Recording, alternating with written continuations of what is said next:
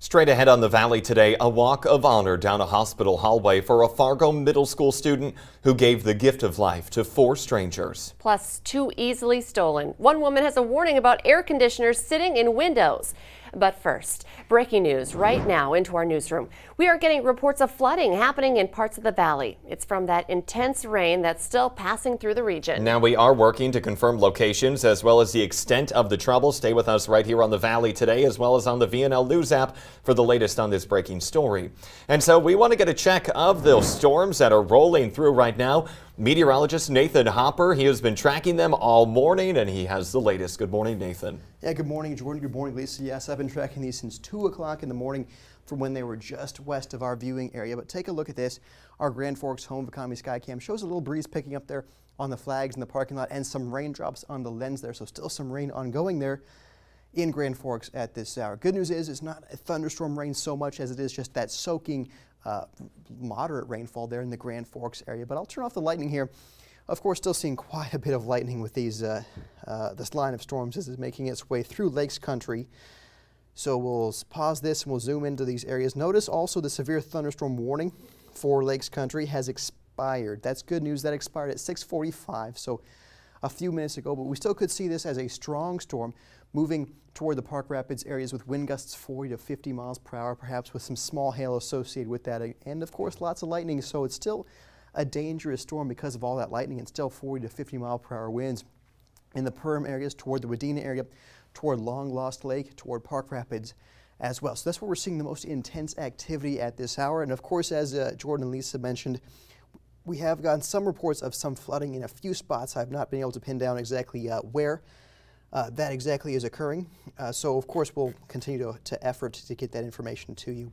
But if you are stepping out this morning, of course, watch out for some flooded roadways perhaps, or some water in some parking lots or some roadways as well. So, excuse me.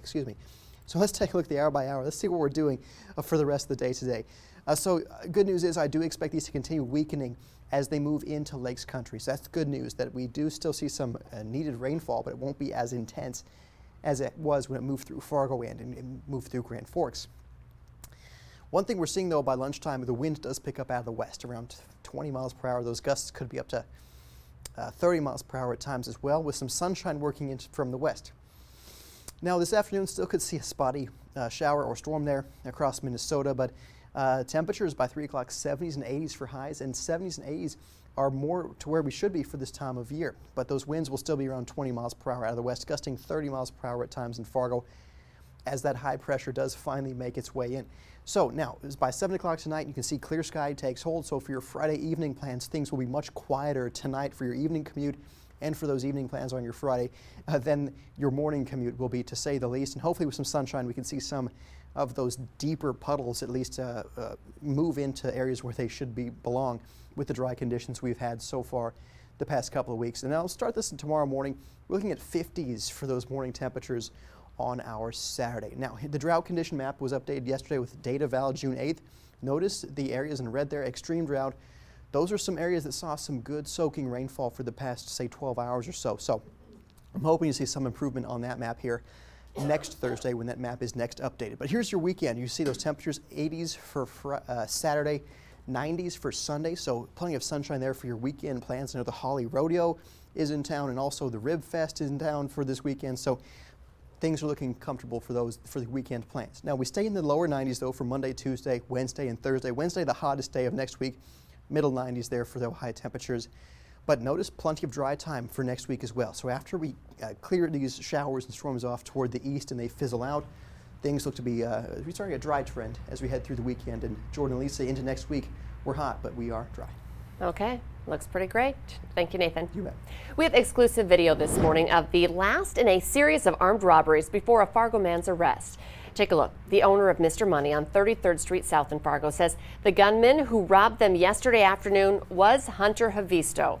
You can see in this video he aims a gun at the two and demands $1,000. That happened shortly after 12 noon, and police nabbed Havisto about 3 hours later, still in South Fargo. The Mr. Money holdup is one of 4 armed robberies since Tuesday that Havisto is suspected of. Just seconds after the gunman leaves the Mr. Money, an employee then grabs a gun and follows the guy out of the store. Police say the employee fired multiple shots at the getaway car. The employee says it was not in an attempt to hurt Havisto, but to mark the vehicle and make it identifiable to police and to the public. But Hunter Havisto's father, Josh, has a problem with that shooting. He's telling us that he's going to contact an attorney about what you just saw. Josh Havisto says he does not think the employee should have chased his son out of the store, shooting at him, because he says Hunter wasn't a threat if he had to be chased. He says that's attempted murder. Plus, he also adds that the bullets could have hit a child or someone else. The father says he is not standing up for his son, but says that he is sick and on drugs, and he hopes that a judge gives him the most time in jail they can. Hunter Havisto was in the Cass County Jail this morning on 5 robbery charges, 1 burglary charge, and 2 charges of auto theft. Now, police caught up with Hunter yesterday afternoon in the 2100 block of 9th Avenue South. They say he allegedly robbed the Walmart and the Casey's General Stores on 13th Avenue South on Tuesday and the M&H gas station on Main Avenue Wednesday, then the Mr. Money on 33rd Street yesterday. It had a lot of people on edge, including neighbors who lived near where Havisto was arrested. I feel really good about the job that the Fargo PD has done, and as far as catching this guy and looking for him, because it makes a person feel good that they're quick to take care of something like that. Fargo police spent several hours at the scene of the arrest. They finally wrapped up their investigation around 7 last night. Staff members at Sanford Hospital in South Fargo lined the hallways yesterday for the Donor Walk of Honor. It was in honor of Jupiter Paulson, the 14-year-old girl who died after a brutal stabbing and assault in South Fargo last week. Her father now tells us that her organs went to 4 people. Her lungs went to a 59-year-old man, her liver to a 63-year-old woman, her kidney and pancreas to a 39-year-old man, and the other kidney went to a 13-year-old girl. A Fargo woman has a warning for anyone with a window AC unit. She says someone broke into her apartment through that window unit and pulled it out and crawled into her apartment. It just looked like something was out of place. The TV was there, the shelf was still on the wall, and then I realized that the sound bar wasn't there. And it's like, okay, so I thought maybe it fell off the wall. Looked all around, my Blu-ray and then the modem were just hanging from the wires. The renter now advises people living in lower-level apartments to secure and screw down window air conditioning units so this doesn't happen to you. It's time to saddle up again, grab the cowboy boots, as the Holly Rodeo makes its big return with exciting events and many favorites. That's where we find the Valley Today's Brian Sherrod with a preview. Good morning, Brian. And good morning, Jordan and Lisa. You know, I'm not by myself, of course. I'm here with Alan Dessel, and thank you again for being here with me throughout the morning. You know, almost an hour ago, you saw me get into this barrel, and now Alan's here to show us how fast he can get into it. So we want to give us an awesome demonstration.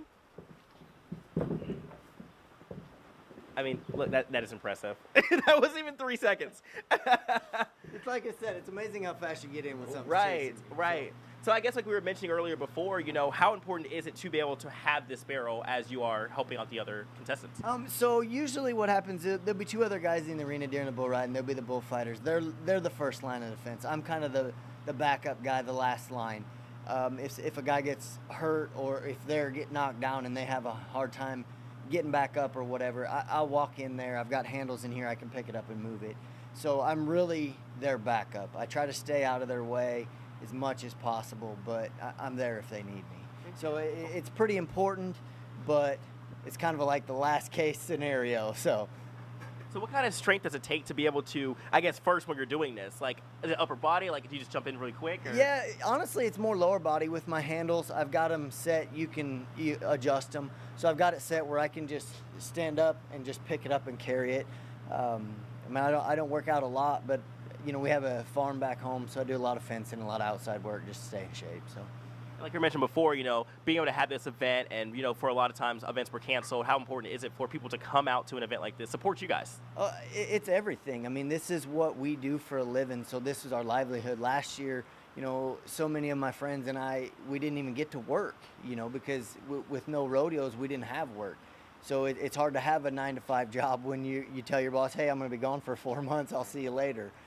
So it's great to be back out. It's great to see people. It's great to see fans, because this is what we thrive on. This is what we live for. is to, put smiles on a face and make people laugh. So it's good to have people coming out. I hear the ticket sales are going great. So we're really excited to be back in Holly. I was here probably 10, 11 years ago in fighting bulls, not as a clown. So it's my first time as a barrel man, so I'm pretty excited. Awesome. Well, thank you so much for being here with me throughout the morning. And Jordan and Lisa, I'm going to toss it back to you guys in the studio. Quick question for y'all. Between you guys, who can get this barrel faster? I would say Lisa. I was like, Jordan's so tall. I don't know. I think if there was a bull chasing us, we'd both do it pretty darn fast. I think I would probably fall over though first. I'm pretty klutzy, so I think my limbs would get in the way. But Brian Sherrod reporting live there, learning how to rope and ride this morning. Again, the Holly Rodeo, I believe, tonight and tomorrow. Thank you, Brian. I think he stumped us there for a minute. I think he did. We often hear about police using pit maneuvers to stop cars during a chase, and we get a look at one this morning from officers' dash cam, but there is a twist. Arkansas police say a driver was going 84 in a 70 and wasn't stopping, so the officer used that pursuit intervention technique, or a pit, which is a strategic tap on the back of the car to stop it. But this time, the vehicle abruptly veered to the left and rolled over. The officer rushed up to help the driver, who said she didn't stop because she didn't think the shoulder of the highway was safe. The driver is now suing because she says she was in the process of pulling over when the officer disabled her car. It's been a hot couple of weeks, and now cooling assistance is available for low-income North Dakotans with medical needs. It's for adults at ages 60 and older, or people with qualifying conditions that put their health more at risk from extreme heat. To qualify, a household can earn up to roughly $41,000. The assistance program can help you fix your AC, buy a new one, or even a fan. Find out more information, North Dakota State website, that's nd.gov. Let's get the answer now to our question of the morning on Facebook. That question, 15% of millennials have never read one of these. The answer, an actual paper map. CBS This Morning and the Today Show are about to start, but the Valley Today rolls on the Fargo CW.